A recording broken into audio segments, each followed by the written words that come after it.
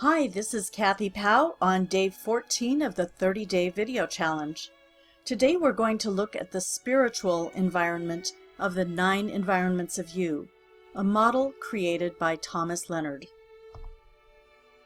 As you think about your spiritual life, I invite you to consider where you draw your energy from.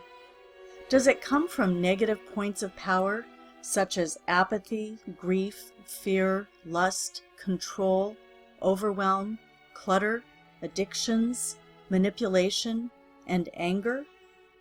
Or does it come from positive points of power such as love, truth, courageousness, beauty, gratitude, and peace? As with all design choices, you can choose to get energy from the highest of sources, which ultimately comes from living in a way that honors your soul. A wise friend reminded me that there are only 3 kinds of challenges: my own challenges, someone else's challenges, and God's challenges. Challenges that are beyond human capability to solve. Thinking of life's challenges in this way makes it easier for me to decide what to do next. Sometimes a challenge is bigger than I can manage. I give these to God and ask for guidance, wisdom, patience, and peace as I work through it. Letting go is a very powerful part of my spiritual practice. I love the story of 2 wolves. As the story goes, an elderly Cherokee Native American was teaching his grandchildren about life. He said to them, "A fight is going on inside me. It is a terrible fight, and it is between 2 wolves. One wolf is evil. He is fear, anger, envy, sorrow, regret, greed, arrogance, self-pity, guilt, resentment, inferiority, lies, false pride, competition, superiority, and ego. The other is good.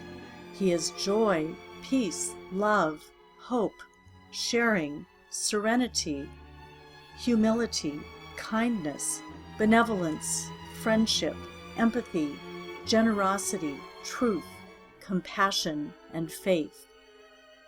This same fight is going on inside you, and inside every other person too.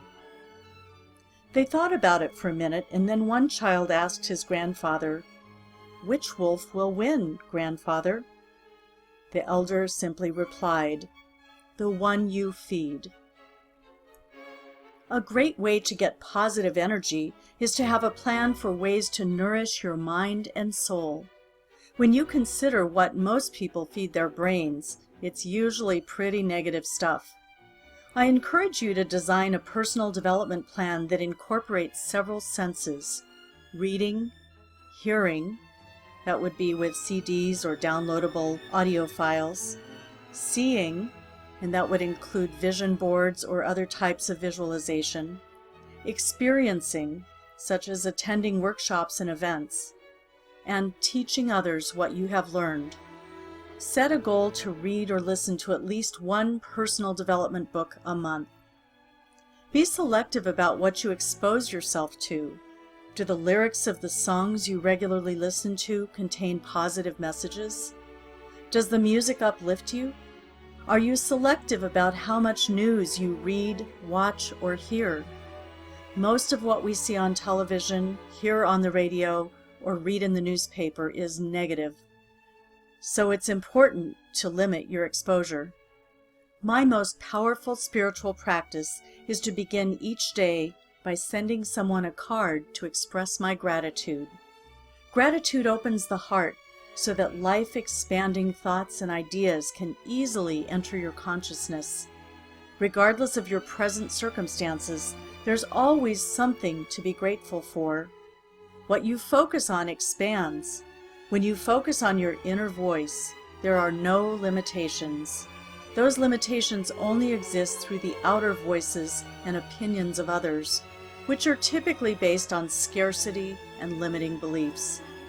You have many choices about whom and what you listen to and expose yourself to. I invite you to ask yourself what areas of your spiritual life you choose to upgrade, and what specific activities or spiritual practices you will commit to in order to support your choices. Stay tuned tomorrow for a discussion of the relationship environment.